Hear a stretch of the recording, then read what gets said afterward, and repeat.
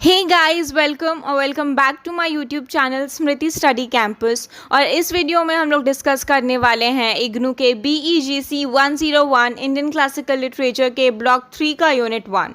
Block 3 जिसका नाम है Mrichchhakatika which is written by Shudraka. इसके यूनिट 1 को हम लोग डिस्कस करने वाले हैं, तो चलिए आगे बढ़ते हैं। यूनिट 1 जिसका नाम है Shudraka and his play Mrichchhakatika a introduction. तो इसके टाइटल से ही पता चलता है कि इसमें हम लोग इंट्रोडक्शन पढ़ने वाले हैं शुद्रका का और उनके द्वारा लिखा गया प्ले मृच्छकटिका का। तो सबसे पहले स्ट्रक्चर दिया गया है, तो चलिए इसे देख लेते हैं, जिसमें है objective, introduction, Shudraka the playwright, the play of Mrichchhakatika reflecting period of composition, और भी काफ़ी कुछ है, आप लोग पढ़ सकते हो पॉज करके। हम सीधा शुरू करेंगे ऑब्जेक्टिव से, ठीक है। In this unit we shall be considering question and issues related to Shudraka's famous play Mrichchhakatika. मतलब इस यूनिट में हम लोग कुछ क्वेश्चन और इश्यूज को कंसिडर करने वाले हैं, किसके रिगार्डिंग, तो शुद्रका के फेमस प्ले मृच्छकटिका को लेकर, ठीक है। A drama text that belong to the beginning years of the first millennium. तो मृच्छकटिका क्या है, पहला तो ये एक संस्कृत प्ले है ही, लेकिन ये एक ड्रामा टेक्स्ट है that belong to the beginning of the first millennium, ठीक है। उसके बाद हम लोग देखेंगे even as this play presumably entertain the audience of its time, it has a good dose of humour and suspense, it hold an interest for us today as well. मतलब जब ये प्ले लिखा गया होगा एंशिएंट पीरियड में, इसने उस time की ऑडियंस को तो एंटरटेन किया ही, पर ये अभी मॉडर्न टाइम के लोगों के लिए भी काफ़ी ज़्यादा इंटरेस्ट का टॉपिक है। लोग अभी भी इसको पढ़ रहे हैं, क्यों? क्योंकि इसमें काफ़ी अच्छा डोज है ह्यूमर का, सस्पेंस का, है ना। नेक्स्ट हम लोग देखेंगे introduction. Let us first think of the important date in relation to the writer Shudraka and the play. Let us admit we face specific difficulties in this regard, ठीक है। अगर हम लोग कुछ इंपॉर्टेंट डेट्स के बारे में बात करें जो रिलेट करेंगे शुद्रका से, तो इससे थोड़ा प्रॉब्लम है, ठीक है। इसमें हम लोगों को उतना अच्छा से कुछ भी नॉलेज नहीं है कि शुद्रका किस टाइम के थे या वो थे भी या नहीं, ऐसा मतलब अंजुप्शन लगाया गया है कि वो शुद्रका इस टाइम के होंगे या यहाँ से होंगे, ठीक है। तो नेक्स्ट अब हम लोग पढ़ेंगे particularly in the case of literary text of that period determining the date in a big issue, either records were not kept और they were lost in the long span of time. यहाँ पे भी वही लिखा गया है कि कुछ वैसा लिटरेरी रिकॉर्ड अवेलेबल नहीं है, और ऐसा हो सकता है कि अवेलेबल होगा बट अभी वो डिस्ट्रॉय हो गया होगा, या तो हो सकता है उस टाइम पे कुछ वैसा मैनेजमेंट नहीं होगा कुछ रिकॉर्ड्स को मैनेज करने का, है ना। तो इस वजह से ऐसा प्रॉब्लम हो सकता है। नेक्स्ट अब हम लोग देखते हैं, तो यहाँ पे लिखा गया है it is heard that the play was not known till its text emerge in the remote Kerala in the early years of 20th century. मतलब ऐसा सुना जाता है या ऐसा बोला जाता है कि इस प्ले को पहले उतना इम्पोर्टेंस नहीं मिला था।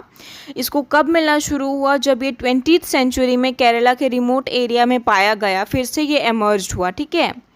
At the same time, there are bit of information about the play having been translated into a number of European languages in the later half of the 19th century itself. और ऐसा भी माना जाता है कि 19th सेंचुरी में इस play को काफ़ी सारे यूरोपियन लैंग्वेजेस में ट्रांसलेट किया गया था। तो हम लोग ये नहीं बोल सकते हैं कि ये शुरू से ही बिल्कुल उतना फेमस नहीं था, ये अपने टाइम पे बहुत फेमस होगा, बट विथ टाइम ये थोड़ा सा दब गया होगा, और उसके बाद 20th सेंचुरी में ये फिर से एमर्ज हुआ। कब, जब इसको केरला के रिमोट एरियाज में फिर से पाया गया, है ना। उसके बाद अब हम लोग देखने वाले हैं Shudraka the playwright. Shudraka the playwright of Mrichchhakatika lived at some point of time between the 1st and 3rd century AD। ऐसा माना जाता है कि जो मृच्छकटिका के जो प्ले राइट हैं शुद्रका, उनको वो कब के होंगे, तो वो या तो 1st सेंचुरी और 3rd सेंचुरी के बीच के कहीं वो रहे होंगे, ठीक है। The name of the writer raises question for whether he belong to the marginal section of our society. Mark the word Shudraka, है ना। इनका जो नाम है शुद्रका, आप लोगों को कास्ट सिस्टम पता होगा एंशिएंट पीरियड का, जो 4 पार्ट्स में डिवाइडेड था, ब्राह्मण, क्षत्रिय, शूद्र और वैश्य, है ना। तो जो फर्स्ट पार्ट थे ब्राह्मण और क्षत्रिय वो अपर कास्ट में आते थे, और शूद्र और जो वैश्य थे वो लोअर कास्ट में आते थे। तो जो इनका नाम है शुद्रका, इससे हम लोग कहीं ना कहीं रिलेट कर पा रहे हैं शूद्र कास्ट से, है ना, कि वो लोअर कास्ट से होंगे। तो ऐसा अनुमान लगाया जाता है कि उनके नाम के अकॉर्डिंग ही हो सकता है वो लोअर कास्ट से बिलोंग करते हों। The range and depth of the play suggest that he had a powerful literary imagination. उनका जो प्ले मृच्छकटिका जब आप पढ़ोगे तो आपको पता चलेगा कि जो उन्होंने जिस गहराई में जाकर लिखा है, उन्होंने जिस बारीकियों के साथ उस प्ले को लिखा है, कि हम लोग ये कह सकते हैं कि वो काफ़ी, उनका जो इमेजिनेशन पावर था वो काफ़ी स्ट्रॉन्ग था, वो काफ़ी अच्छे प्ले राइट थे। ठीक है, नेक्स्ट हम लोग देखते हैं कि जो ये प्ले है मृच्छकटिका, उसको दोनों में लिखा गया है, संस्कृत में भी और प्राकृत में भी। इन शूद्रका's hand Prakrit became an efficient medium of communication and did justice to the complex thought process of semi-literate and illiterate, है ना। तो उस टाइम पे क्या था, जो लोअर कास्ट के लोग थे वो लोग संस्कृत तो पढ़ नहीं सकते थे, सुन भी नहीं सकते थे। तो जो शूद्रका ने इस प्ले को प्राकृत लैंग्वेज में भी लिखा और संस्कृत में भी लिखा, तो इसने उन लोअर कास्ट लोगों के साथ काफ़ी ज़्यादा जस्टिस किया, क्योंकि जो लोग संस्कृत को नहीं पढ़ पा रहे थे वो लोग इस प्ले को पढ़ सकते थे, है ना। अब नेक्स्ट हम लोग देखने वाले हैं the man is remembered as a great ruler, कि जो शूद्रका है वो एक, ऐसा माना जाता है कि वो एक राजा थे, इसके साथ ही वो पढ़ाई वगैरह में भी काफ़ी अच्छे थे, वो एक स्कॉलर थे और वो काफ़ी ज़्यादा नॉलेजेबल थे, वो काफ़ी सारे लैंग्वेजेस को भी जानते थे। अब यहाँ पे मैं एक इम्पॉर्टेंट बात आप लोगों को मार्क करवाना चाहूँगी कि जो शूद्रका है ये किसी को पता नहीं है कि शूद्रका कौन थे। ठीक है, किसी को भी नहीं पता है कि शूद्रका कौन थे। तो यहाँ पे 3 आपको ऐसे दिए गए हैं कि शूद्रका की आइडेंटिटी के बारे में। तो पहला ऐसा माना जाता है कि शूद्रका एक रूलर थे, जो एक स्कॉलर भी थे और वो बहुत ही ज़्यादा, वो ना क्या बोलते, ज्ञानी थे वो बहुत ज़्यादा, और उनको काफ़ी सारे लैंग्वेजेस, काफ़ी सारी कलाएँ भी आती थी। और सेकेंड ओपिनियन ऐसा भी माना जाता है, यहाँ पे लिखा होगा, हाईलाइट किया हुआ है, it is possible that another person bearing the name Shudraka wrote this play and those many other plays that find mention in stray record of the period when he lived. या तो ऐसा भी हो सकता है कि शूद्रका नाम का कोई और इंसान होगा जो उतना फेमस नहीं था, उसने ये सारे प्ले लिखे होंगे। ठीक है, ऐसा भी हो सकता है। और थर्ड ओपिनियन क्या है वो भी मैंने हाईलाइट करके रखा है कि it is possible that the writer of the play Mrichchhakatika thought of hiding behind an assumed name Shudraka. या तो ऐसा भी हो सकता है कि जो इसका रियल राइटर होगा उसने अपनी पर्सनैलिटी को हाइड करने के लिए, अपने आप को छुपाने के लिए कोई एक नाम यूज़ किया, ऐसे ही रैंडमली कोई नाम यूज़ किया होगा शूद्रका। और हमने जब शूद्रका पढ़ा तो हम लोगों को लगा अरे शूद्रका तो ये राजा था, तो हो सकता है उसी ने ये प्ले लिखा होगा।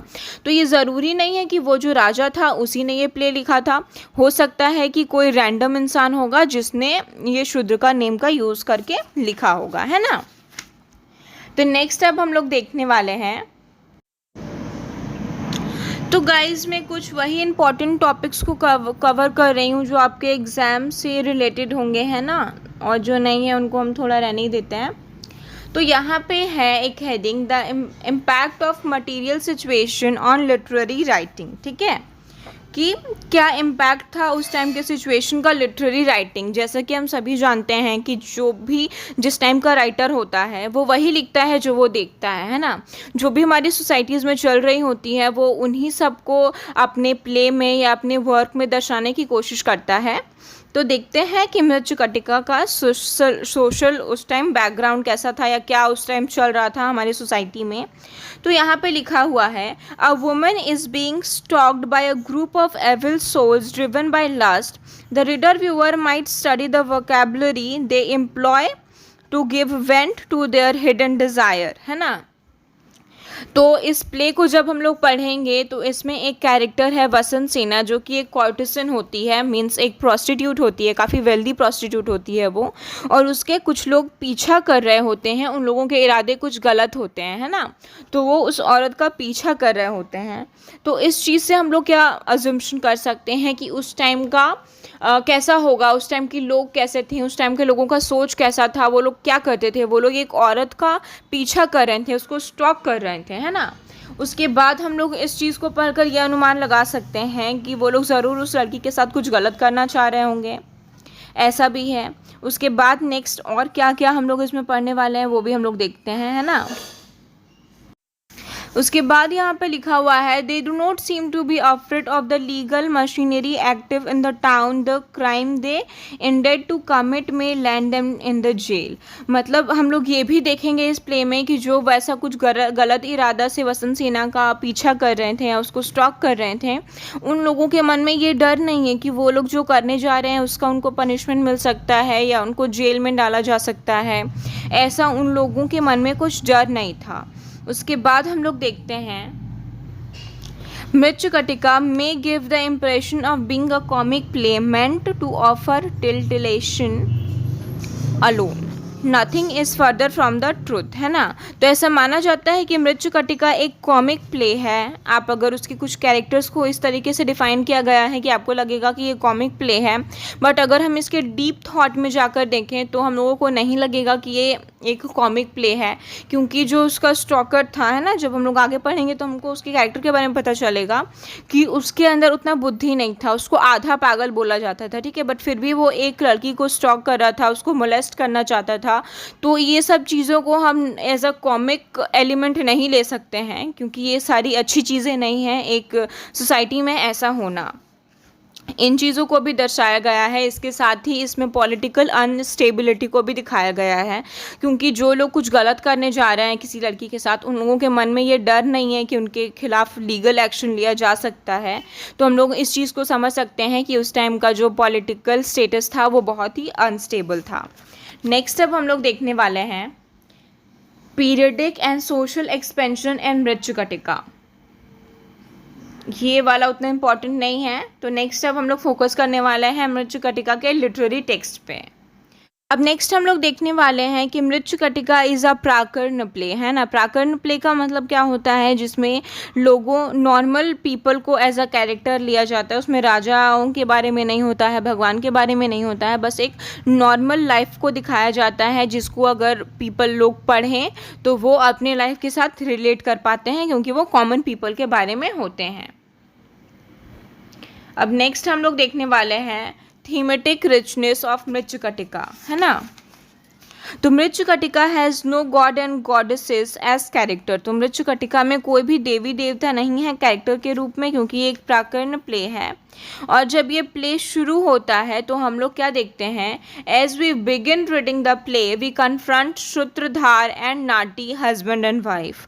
जब हम लोग इस प्ले को शुरू करते हैं तो हम लोग किससे सबसे पहले मिलते हैं, जो सूत्रधार है मीन्स जो डायरेक्टर है, जो इस प्ले को मैनेज करने वाला है, और नाटी उसकी जो वाइफ है उसका नाम है।